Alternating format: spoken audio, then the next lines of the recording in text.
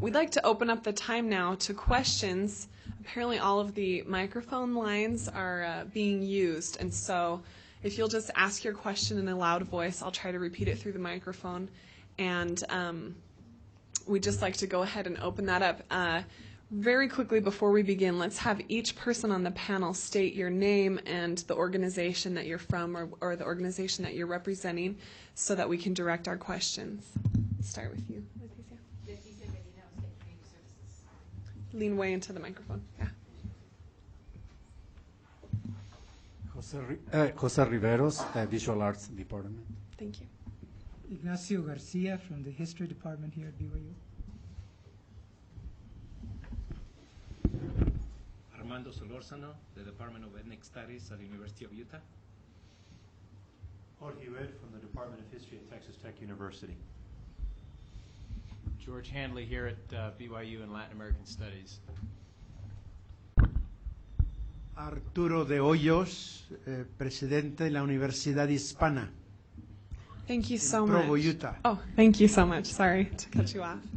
All right, let's go ahead and open it up to questions for any of our participants. Is there anything that you've just been burning to ask today but haven't had the chance? Yes. This is for Arturo de Hoyos. I was wondering, do you plan on expanding your degree program to include other areas like history or to include bachelor's degree programs as well? Okay, let me just repeat the question so everyone can hear. Her question is whether or not Dr. De Hoyos wants to expand his degree program to include other areas such as history and was that? Okay, go ahead. We are applying for to offer several degrees, associate degrees, and also a bachelor's degrees. That comes with time. Right now, we are preparing the proposal that has to be submitted to the Department of Education of the state of Utah, because we already have authority to offer a degree, but this will be added with time.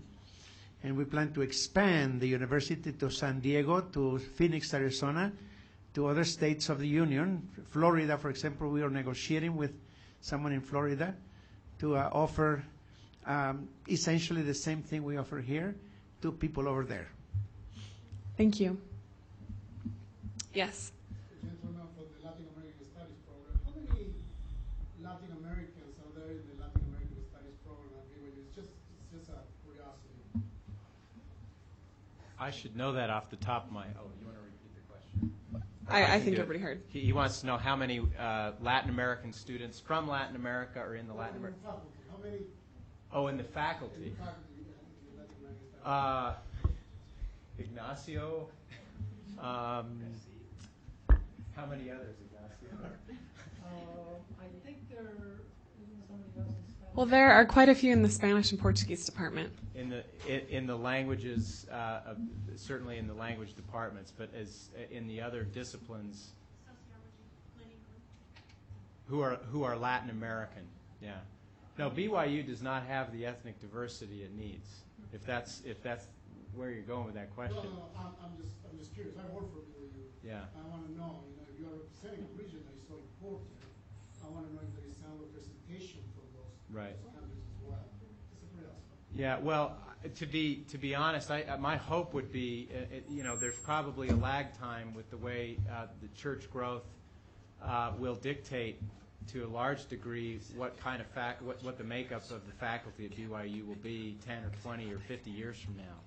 So I would, I wish it would happen sooner, but my guess is that it'll take some of that lag time for members of the church to get the opportunity to be applying for positions at BYU from Latin America. There aren't very many, frankly.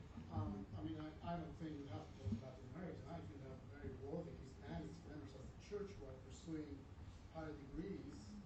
I mean, you can be a voice of encouragement to the department. Yeah. We don't need to wait 50 years. It's my position. Well, I share that. I guess I'll try to be more optimistic. We have a question on the back row.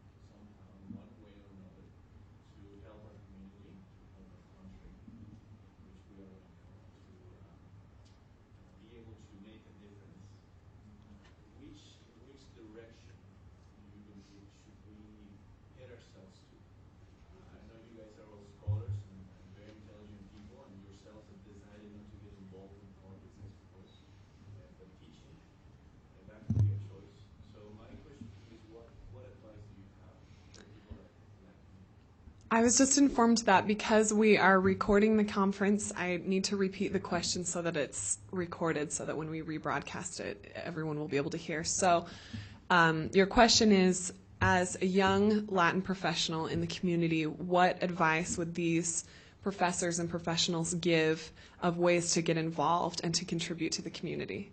Is that right? Okay. Let's go ahead and start here with you.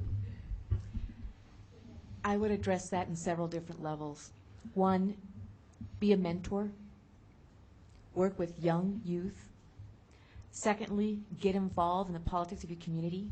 That starts from the level of your community councils, your city mayor's offices. And if you don't mind being put out in front, get into other levels of political involvement as state representatives, senators. Another level of involvement would be to work with seniors. Oftentimes we tend not to look at seniors as a resource, and that would be working in some of your social community groups and volunteering some time there.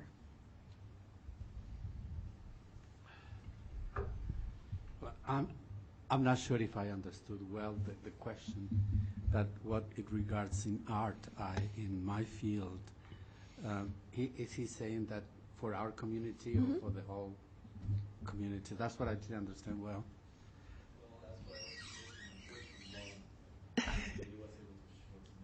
It's just what is your advice that you would give to young Latin professionals or people who are seeking to get involved? What is it that, in your belief, in your perspective, our community needs? How can we help? Because it seems to me that there's a lot of things that will take place over the next 20 years, according to what we heard today in the series of presentations. So that's just a word of advice. Yeah. Well, I think that most of the time, when we think about going out of our country of origin, we are not planning, and we have to work twice as much as we do back home. Sometimes we think that it's the opposite, that if we had a tough in our country, it's going to be lighter outside. But I think in my personal experience, it's just the opposite. For me, just to say a couple of sentences in English is a tremendous effort. I've been studying English for 30 years. I run into new words every day, and I'm paranoid when that happens to me. So I had to rush to the dictionary and find out. And when in my country, I don't have that problem, which is a real burden. So I think one of the advice is that we have to sacrifice ourselves and work so much more than if we were, in my case, living in Chile.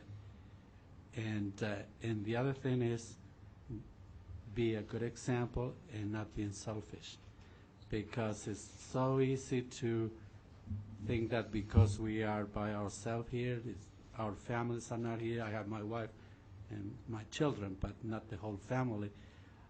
We think that we have to really look after ourselves, but I would advise that the more we open to other groups and in our groups, that would be easier for us to move through. It's difficult, and I think we have to make conscious that it's not easy and that is going to be very difficult.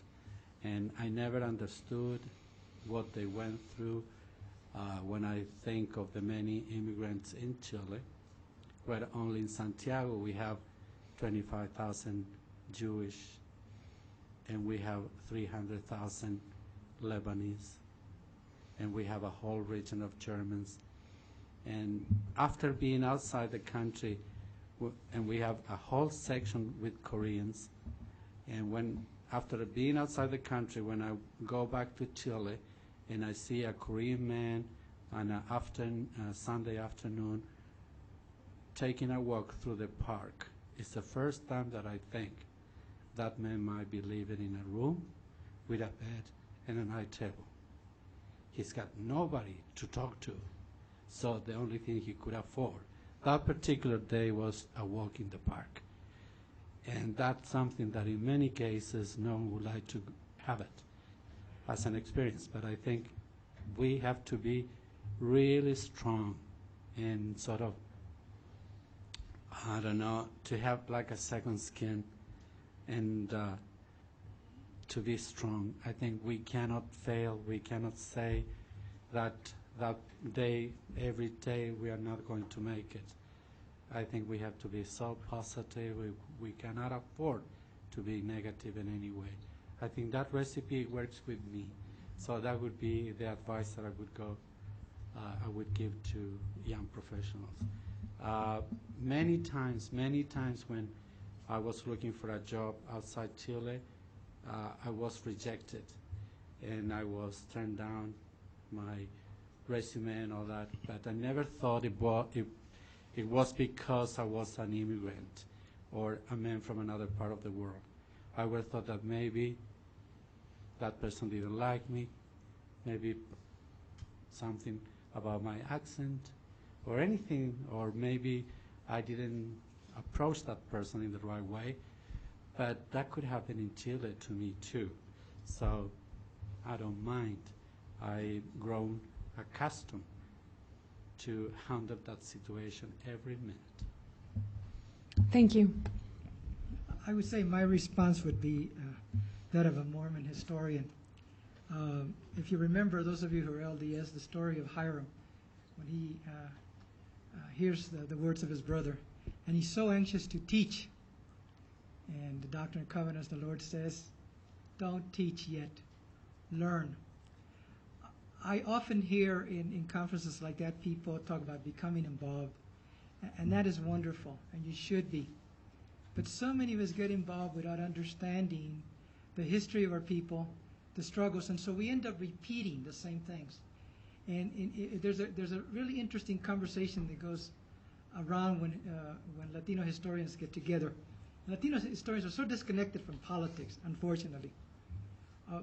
But one of the things that it's always discussed is how ignorant most Latino politicians and policymakers are of their history. And so consequently, it's funny as a historian and someone's been around, is that you go to conferences and you hear the same thing so often, and you know that 25 years ago it didn't work, or 10 years ago it didn't work, or it didn't work over there, it didn't work over here, and we're still repeating the same things. So if you want to be a Latino leader, someone who cares and understands and works, learn your history, understand it. And you know what, there's a lot of history, there's a lot of books, there's a few Latino scholars, but there's a lot of books out there, 5,000 books. And start learning. If you want to be in Utah and be a leader, read Jorge Iber's book, read Armando's articles about Mexicanos and Latinos in Utah, and that will give you a roadmap, and then get involved. But learn your history. Too often, too many waves of Latino leaders, policymakers, educators, whatever, don't know their history, and they repeat the same mistakes. So learn your history. Thank you. I believe that the first question you have to ask is going to be to yourself. What is it that I have that I can offer to the community? And I say that because politicians, in the way I think you are portraying them, start with the opposite premises. What is it that I'm going to get from them? Politics means the activity of bringing people together. And this, as it is, this meeting for me is a political act, because I'm transgressing the lines between BYU and the University of Utah, according to some people. Right? There are two different enemies' territories. But I'm not a politician in the traditional sense of being a public leader. That is a very narrow conception of what a politician is. I think the politician is the people who bring, who you know how to bring people together. I believe Leticia Medina is a great leader, but she's not a politician. And I think she's better as a leader than as a politician. As a politician, she will be a disaster. But because she has no. I already previewed her future. Now, you have to really analyze how difficult it is to be a political leader, especially in our Latino community. The last leadership we had was in the 1960s. We have been devoid of leaders for the last 40 years. The reason is that you have to represent 25 different nationalities from us. You have to represent at least 27 different religious beliefs. You have to represent people from different socioeconomic backgrounds, poor, middle class. You have to represent the issues of Latinas and the issues of Latinas. You cannot neglect the humanity of people with different sexual orientations. It's a challenge. And you should prepare yourself and say, what is it that I have to offer? And then probably you will not the best politician, but I promise you, you will be the best human being. Thank you. I'd like to build, I think, on something that Armando said, and to me, I've always thought of myself as an educator, and to me that really is the most noble and really the most important profession that you can be that you can work in, and that's obviously why it's one of the lowest paid professions. I just believe that it's important that individuals of Latino background, Hispanic background, go out into the community as often as possible. My particular what I do more than anything else is I visit the high schools in and around the Lubbock area. And Lubbock, Texas is a very interesting place. The city itself is about maybe a quarter Latino, and by Latino in Lubbock, Texas, you mean overwhelmingly Mexican Americans. I think there's like 4 Cubans and a few Puerto Ricans. But one of the things that I do is I always go out to the high schools, and I make sure that I talk to, and some of the high schools around Lubbock, not in the city itself, but in the small communities around the city, are 70-80% Mexican American. And I always go out and talk to these kids about, here's why you need to get yourself an education. Here's why you need to do this, and here's why you need to do that. Here's why you need to consider Texas Tech as a place that a place to go to school. And I think that it's important for those kids to see someone who is, and I mean, I recognize that there's a certain disconnect in that I'm Cuban and they're Mexican, mostly Mexican American, but I want them to understand that I am a Latino, that I'm very proud of my ethnic heritage, I'm very proud of my people, I'm very proud of my language, and that I am successful, and that I have done it, and that I've achieved things, and that through hard work, through diligence, you can achieve similar things. So I think mentoring to me is really the most important. It's very much, again, picking up on something that Armando said, I think mentoring to me is a very much of a political act. And I'm not trying to brainwash anyone into thinking as I do.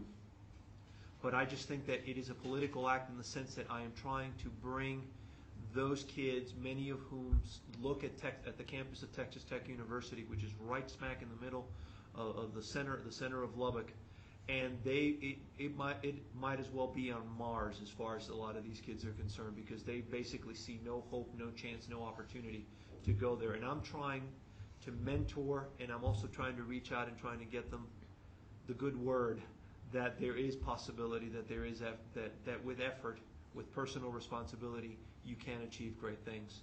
So I think that as a young Latino professional, that is a very, very positive first step that you can take.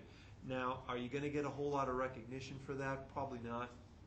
One of the things that maybe perhaps some of you in here are thinking about becoming educators yourselves.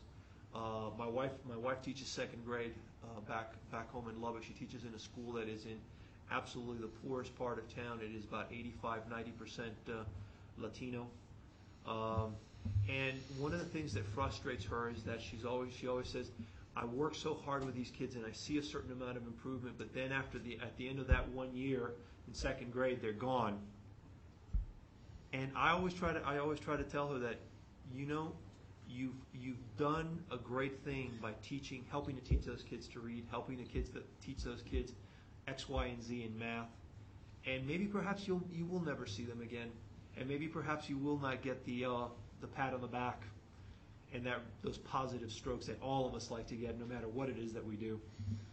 But believe me, if you mentor and if you work diligently and if you encourage individual young people to do their best and to work hard and to succeed, I think you've done a very political act, and you've done something that will benefit our country, that will benefit your community. Thank you. I think I'd just like to say something a little bit more informal. I served as a counselor in a bishopric in southeast Provo for 3 years, and I was the only member of that bishopric who spoke Spanish. And there, over the course of those 3 years, we just kept getting more and more move-ins into the ward who were Spanish speakers, most of them who spoke very little English. And so I found myself in a very interesting situation where, in fact, I sort of ended up being nicknamed Obispo because I was always translating for the bishop in interview situations and other things, and I was, the one who home taught all of them and all the rest. But I had I saw some things there that I just, again, from sort of an Anglo point of view, I thought were very interesting. One is there, and again, this is much more informal than maybe the answer you're looking for, but I think there's such a warmth to Latin American culture, and maybe that's a stereotype, but it's a good stereotype. And I think I look at Pacific Islanders in the church. There's a guy in my ward I just met, and he hugged me from Hawaii, and he said, "Sorry, I got to do this because this is what we do in Hawaii." And I'm like, "Okay, this is great. I don't mind hugging people every Sunday. That's okay with me." And kissing in the Latin culture when you greet people is such a wonderful thing. And I remember working with some of those people in this ward, and some who felt very alienated by the coldness of Americans. And I kept saying to them, "Look, every one of them is a Latin at heart. They just don't know it yet, and you got to teach them how to be a Latin. And you got to go kiss those sisters in Relief Society who are afraid to talk to you because they are afraid that when you say something, they're not going to understand what you're saying. And you go ahead and just talk to them." And there was one couple among that group who just had no fear whatsoever. And this one guy and his wife would just babble on in Spanish to people who had no idea what they were saying, but they knew what they were communicating. They were communicating love and enthusiasm and warmth. And that broke down so many barriers in a very quick way, whereas other people might have spent their time feeling hurt and alienated and then licking their wounds, and I felt like, that's not going to solve the problem. So I don't know if that answers the question the same way, but I just feel that Latin culture has so much to teach Anglo culture, and I think there's a great resource among those of us who have served missions or lived or for whatever reason been to Latin America and speak some Spanish. That's a resource to tap into. A lot of those people are, if they haven't had, I've dedicated my life because I couldn't get enough of it. But a lot of them, they learned the Spanish on their mission and then they never went back. But if you just scratch the surface a little bit and tap into that, there's an incredible resource there. People who will care a great deal, I think, about building the Latino community. I believe on a spiritual level that there are more than one reason why people are called to different countries to go on their missions. And I believe that my life has verified this over and over and over again, that there wasn't only one opportunity for me to use my Spanish for good purposes. It's happened throughout my life, and as it builds, it becomes more and more apparent to me what a great blessing it was to have that one experience. Thank you. I just came back from Mexico. I go to Mexico quite often. I have visited those pyramids many, many times, as I did this time. Our people come from a great people. They built civilizations that were the best. We have nothing to be ashamed of. We have every reason to be proud in a positive way, not in a vain way. We must teach people to believe in themselves. To answer that particular question, and I would address this to those who plan to be leaders, to those who think they can do something for the community. Do not blame the system. Blaming people, blaming the schools, blaming discrimination, blaming prejudice is a waste of energy. Blaming others doesn't do us any good.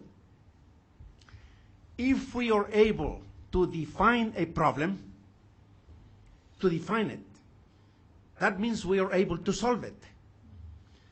If we do not have a solution for a problem, it's because we have not understood that problem. And we should try to do our best to define the problem. We heard a poem here. Este es el año. Remember? This is the year. The whole poem was about revenge, about getting even. This is the year, este es el año, when we are going to. And the whole thing is negative, full of resentment. Read that poem again if you want to. It's full of resentment, full of anger, full of hate. History teaches that people have suffered from the beginning of the world, and they continue to suffer. Suffering is not a bad thing. And I'm saying this and giving you my philosophy of life, which I teach. Suffering is indispensable for man to learn. It is one of the best teachers we have on earth. Suffering. Not for free. There are people who suffer and don't learn. They waste their time. So I don't care much for complaining about the suffering of the Latinos and the suffering for here. They do this to us, or they don't let us this, and this is waste of time. Lamanites are going to succeed. That is written. It's not a question. We are going to succeed. We're going to recover the culture our forefathers had. Now I'm going to be very specific here. We are of the house of Israel. Now I'll translate for you what I said this morning. Manasseh is coming north. And there's nothing stopping Manasseh from coming north. To learn, to see, to touch what Ephraim has been doing for 170 years or more, since 1776 and since 1830. This is what's happening. This is part of the gathering of Israel. I see those things as in a vision of the future, of the vision of the history of the world and what the whole thing is about.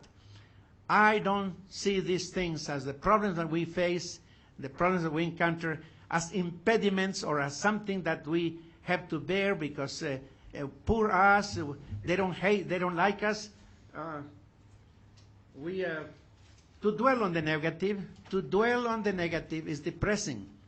And it takes energy.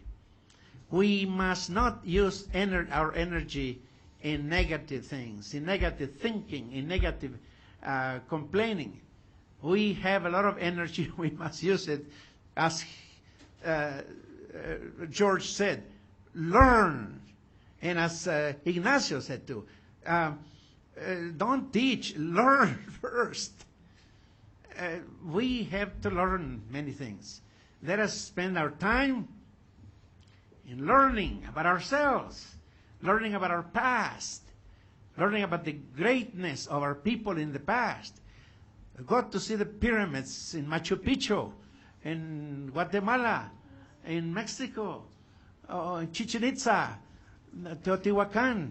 Go and see the greatness of our people. And that is nothing. What is there is relics that are destroyed. But we can imagine the grandeur. We can imagine the greatness of those people. Now,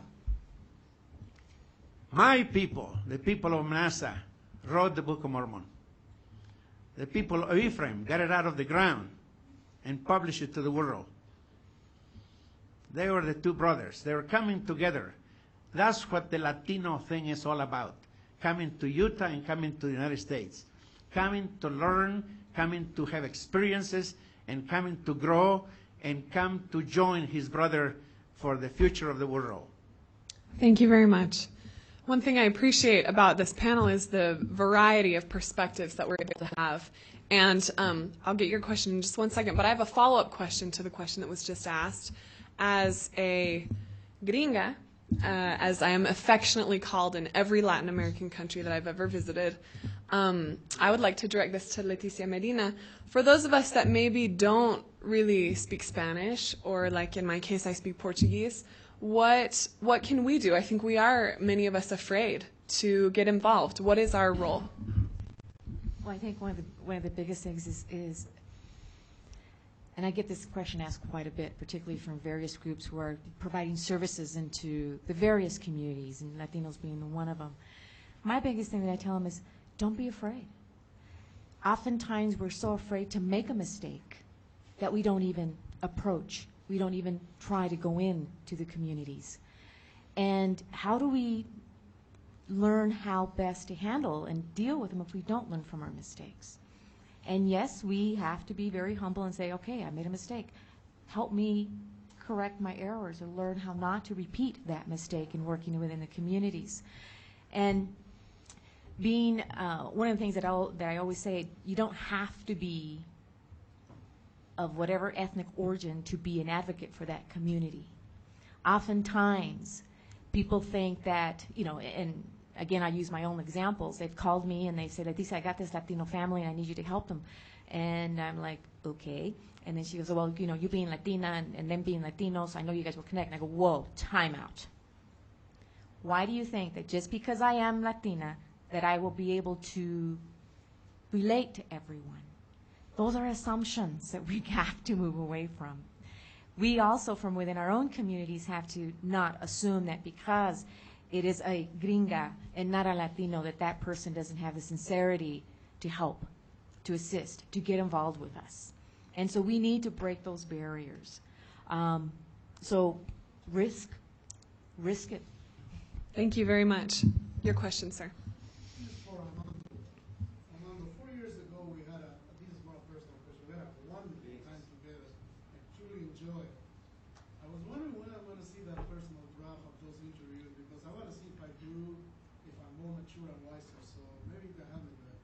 No question, you are wiser. What Alberto is referring to, see, I know your name, is that, Ignacio, like a good Catholic, my remorse. No. What happened is 3 years ago, we started a project of interviewing Latinos from all walks of life. And we plan to interview 400 Latinos from different nationalities, different gender, different race, different religion. What happened is that individuals like Alberto talk forever. That is that when we... Very Latino. We plan to have this interview for 4 hours. There were some interviews that ran for 45 hours with one individual.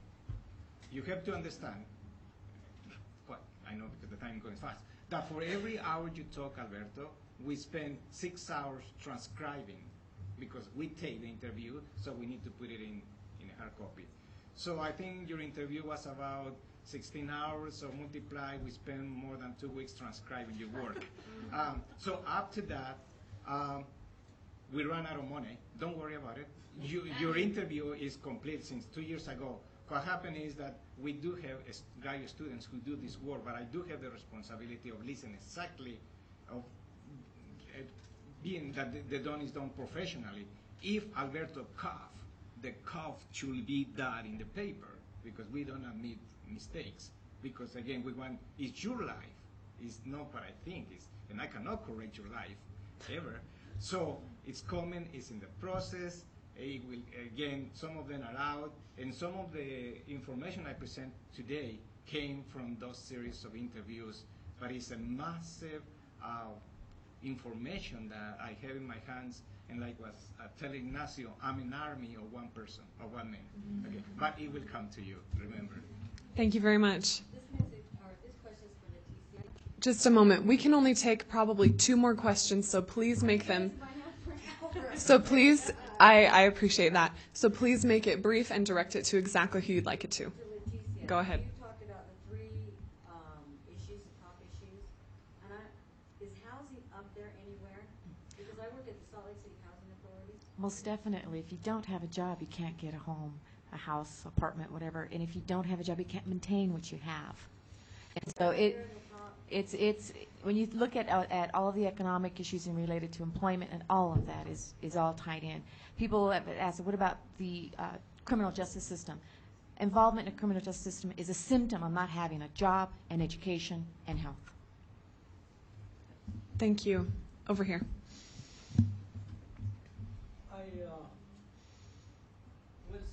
I graduated from UIU in 1972 in psychology, and PhDs were pumping gas.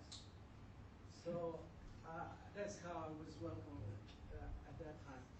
But I learned to read the paper, 2 papers a day when I was here at BYU. And I was reading the paper the other day, and there was a little article about this program here. And thanks goodness that I was reading the paper, otherwise I would have missed it. To me, what each one of you said touched my heart, my mind, my body. Each one of you touched, because I have experienced with each one of you what you said, something in my life. And I just want to tell you that you are the leaders. We look up to you. And I just want to thank you from the bottom of my heart, because you spend this time to talk to this little amount of people. I thought it was going to be empty because I didn't hear from the BYU, even though I'm not connected right now. I thought it was going to be empty, but I'm happy that we had a full house. And for me, you touched something that I have taught all of my life, because I came to the United States when I was 16 years old, and they put me in the 1st grade in Texas.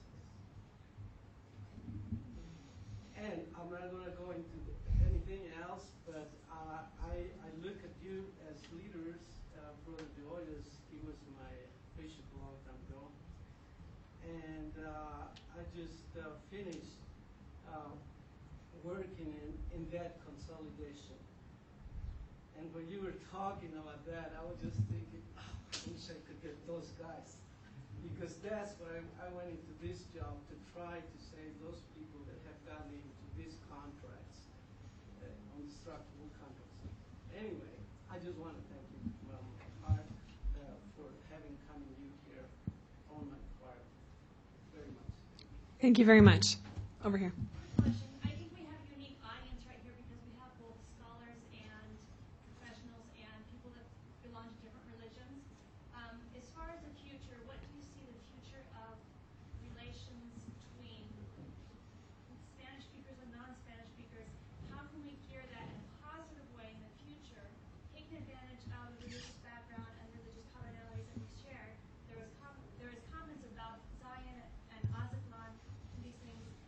What do you see, or where can we channel energy in that area? Okay, so the question is where, or what is the best way to construct a positive channel for those relations? Let's ask Professor Solórzano if he would respond to this question, since it is his area.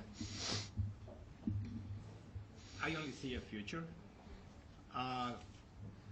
where everything, again, is going to be dependent on us. And it's going to be a future that is probably we are going to be transcending everything that we are talking about.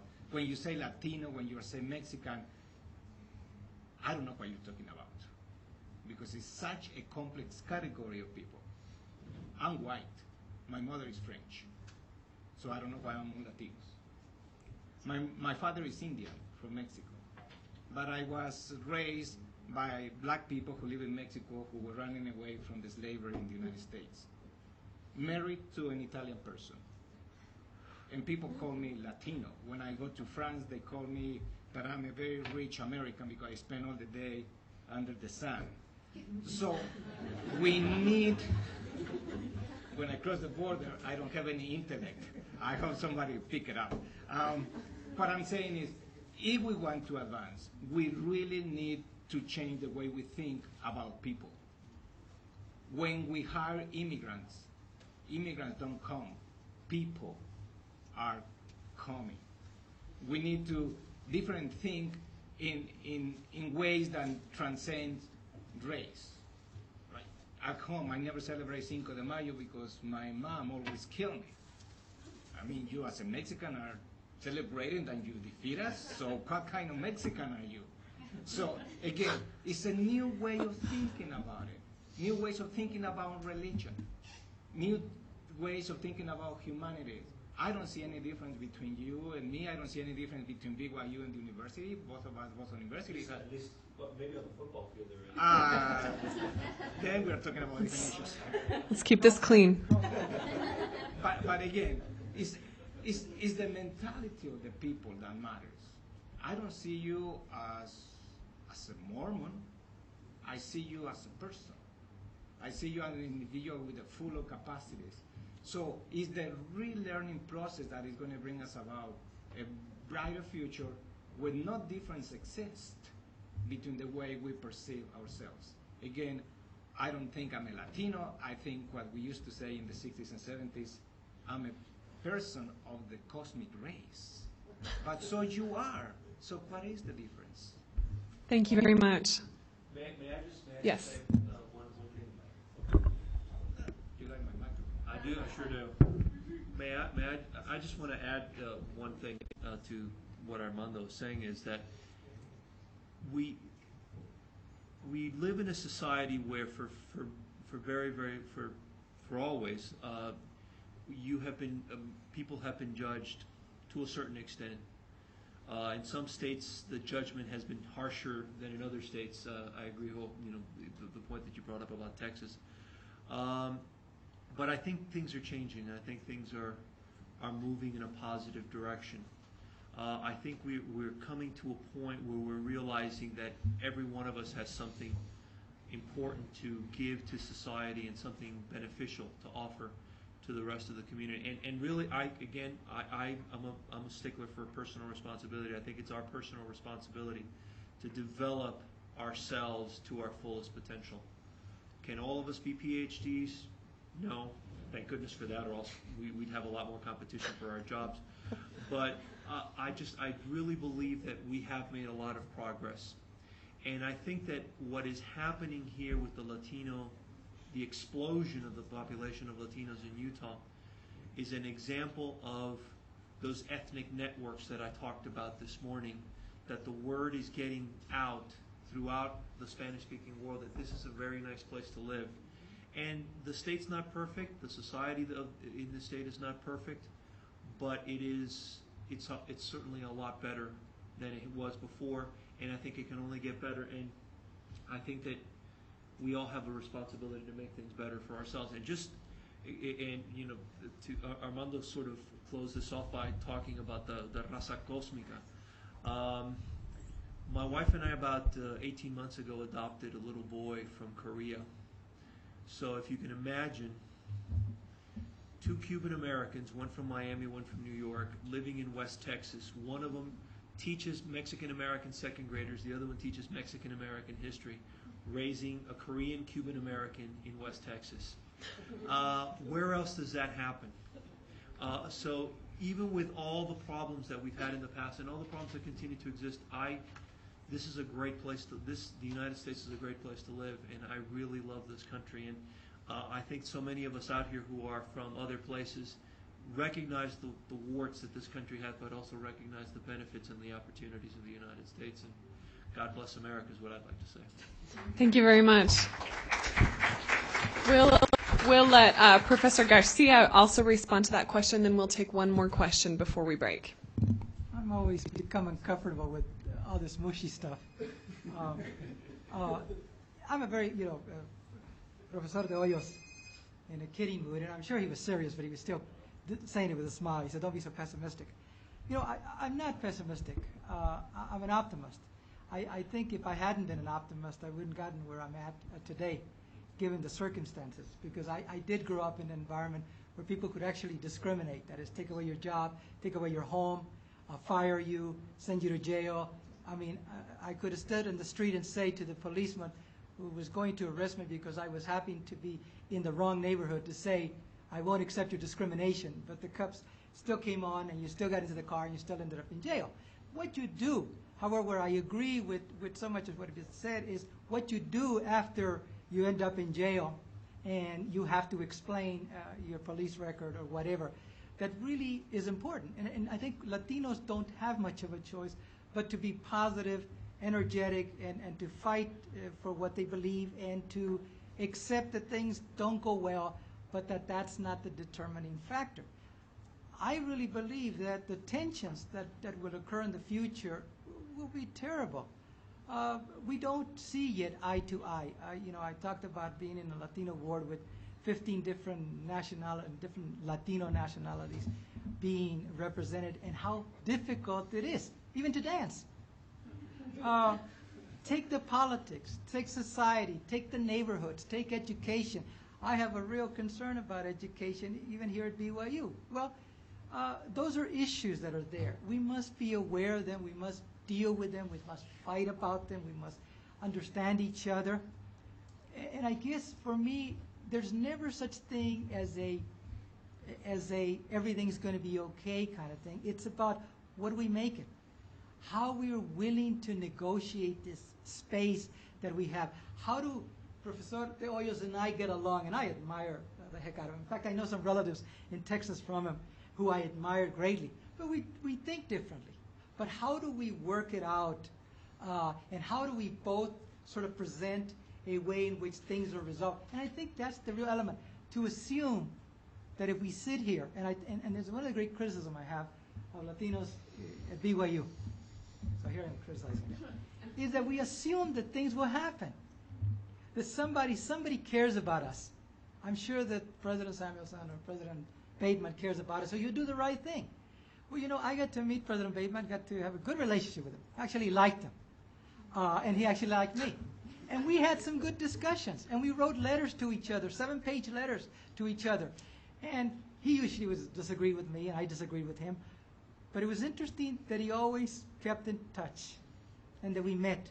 And there were actually times when I thought, you know what, did I influence him?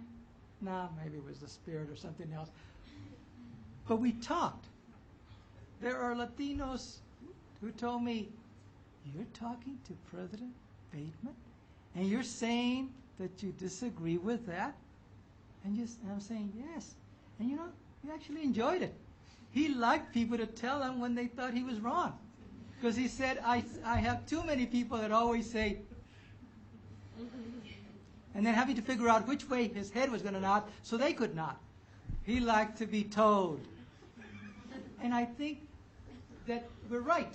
It could be a positive, but it won't be if we sit there and assume that the paradise will come by itself. Because, Professor De Hoyos is a great example. He's a fighter. Oh, he may be positive and everything else, but he's a fighter.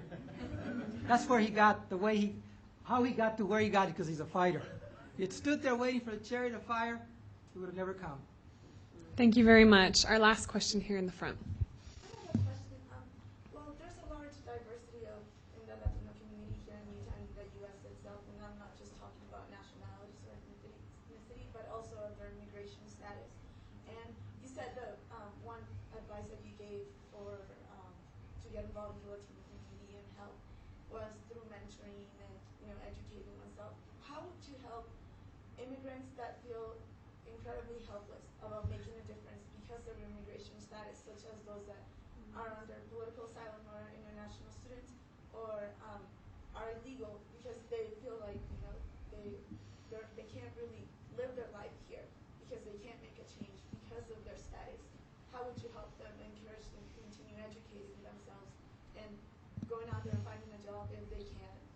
Because sometimes it's just they feel incredibly discouraged and then have this fear that they will be sent back to their country or they can't stay and they feel like they don't belong here. Thank you. The question is, how can we help those who feel helpless and those of differing immigration status, correct?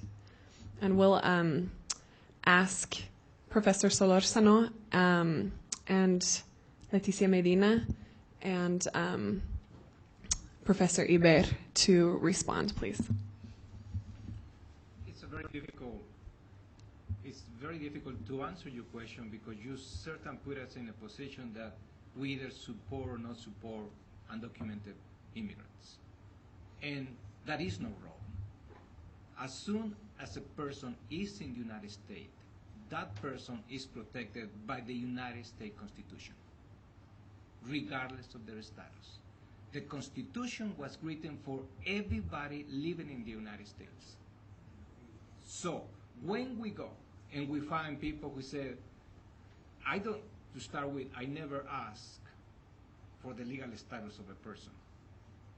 It's like I never ask a Caucasian person where are they from. They ask me where I'm from, but I don't ask them where they are from because I assume that they are Americans. Silly assumption. In the same fashion, I never ask the legal situation of an individual. And one of those mushy persons, Ignacio, that I always see a human being.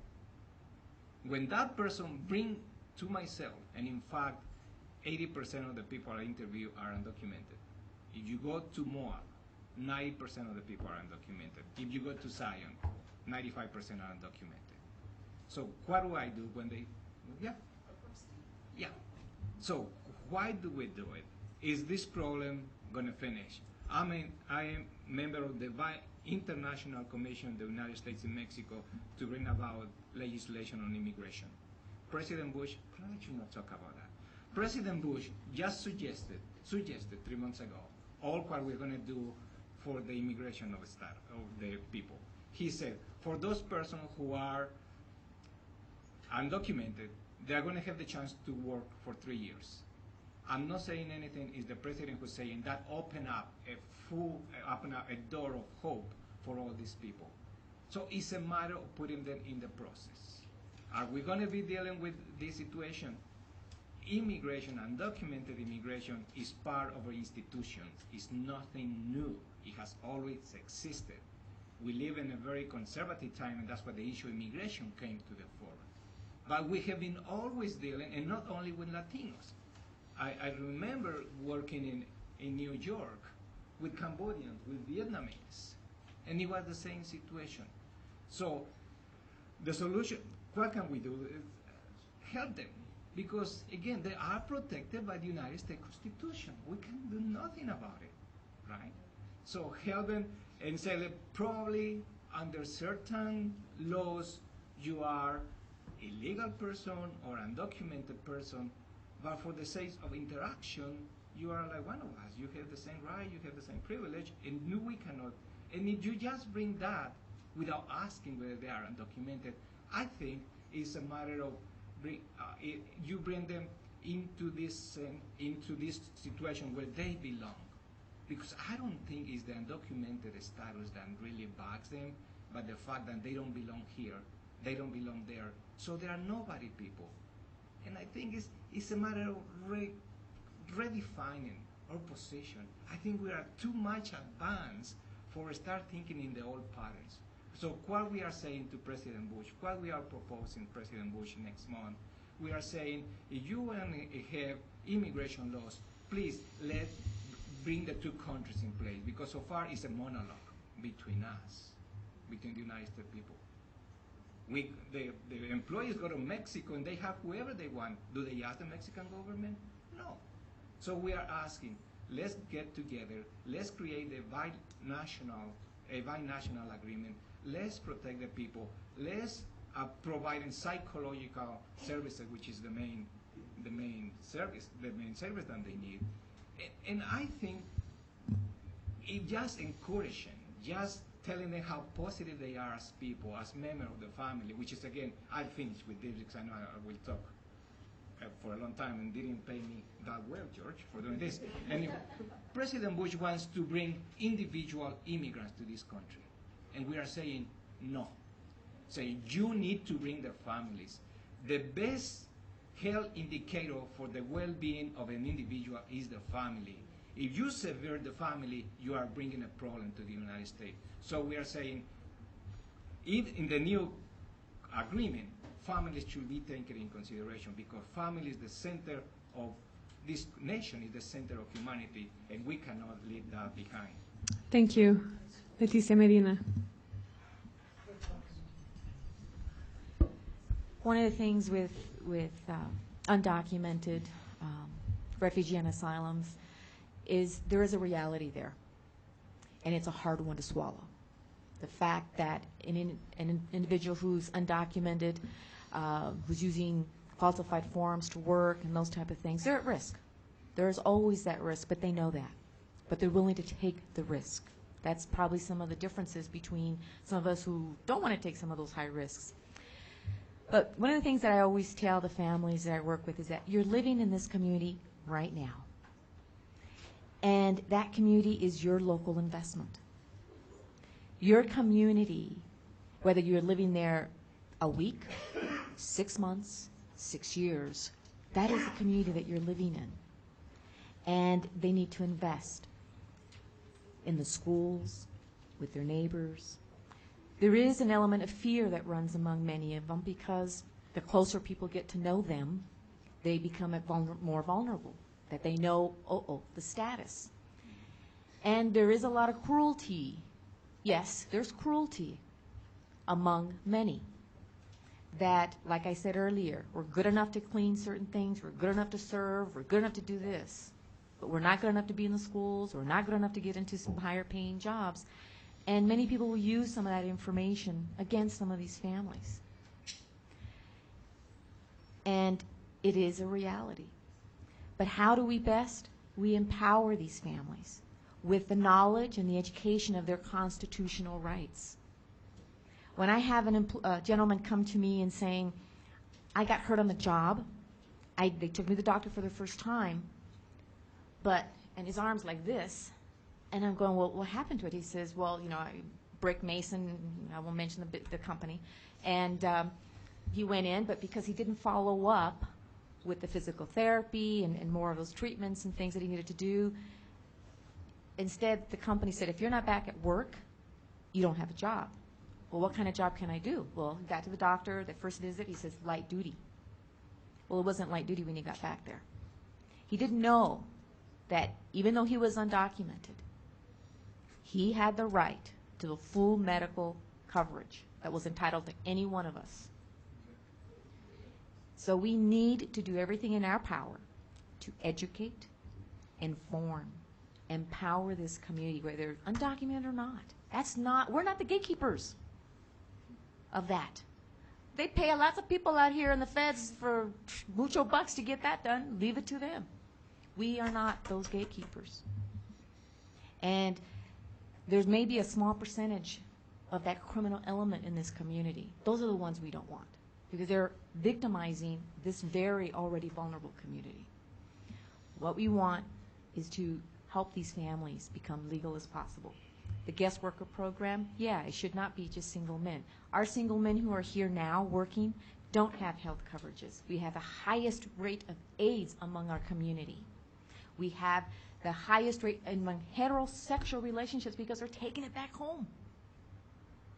We have to do more in relation to accepting what's a reality.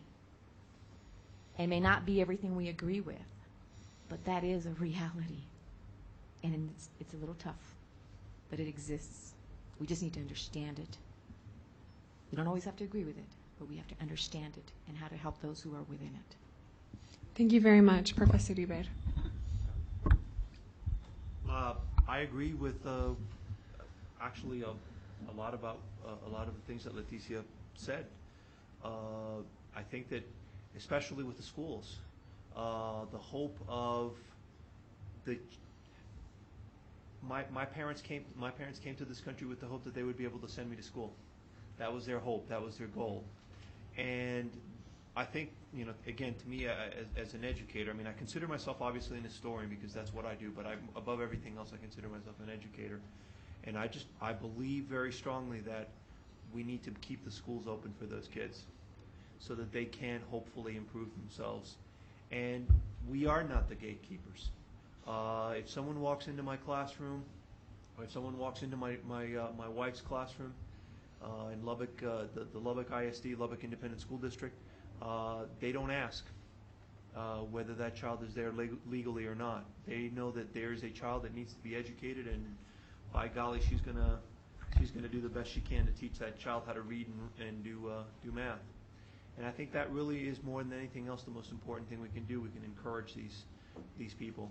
I think to a certain extent we also, and again, Leticia brought up this point, and I think she made it very effectively, that we do also need to acknowledge that there is a small number of people who are here who are sort of ruining the reputation for the overwhelming majority of us. Trust me, I'm Cuban American, and even 20-some years after Scarface, we still, I still have students who think that I just do the professor stuff as a cover for moving drugs through Lubbock. So I think that we need to understand. I think we need to realize that it is not an ideal situation by any stretch of the imagination. However, we have to do the best we can within that situation. And to me, the kids come first, and the kids need to be helped. The kids need to be able to go to school, and the kids need, hopefully, to be able to live the American dream somewhere down the line. And there's certain elements of the president's proposal that I don't agree with. There's some that I do. I think we need to continue to work and continue to dialogue, because we're not going to be able to scoop up 10 million people who are here illegally and just make them all disappear. I mean, just think about it. 10 million people, that's what, roughly four times the population of the state of Utah. You can't do that unless, of course, you want to have a totalitarian state, and I don't think any of us do. But I think that we need to, these are very choppy waters that we need to navigate, and we need to do the best we can for these kids, for these people, to empower the kids, empower the families, and do the best we can by them. Thank you very much. We'd like to thank and recognize each member of our panel here, Dr. De Hoyos, Dr. George Hanley, Dr. Jorge Iber, Armando Solorzano, Ignacio Garcia, Jose Riveros, and Leticia Medina. Thank you so much.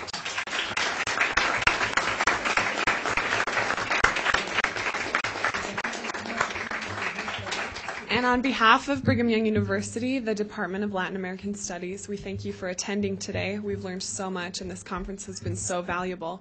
We'll ask you to join us in a word of prayer to conclude this conference, and then you'll be invited to some food and fiesta out in the foyer.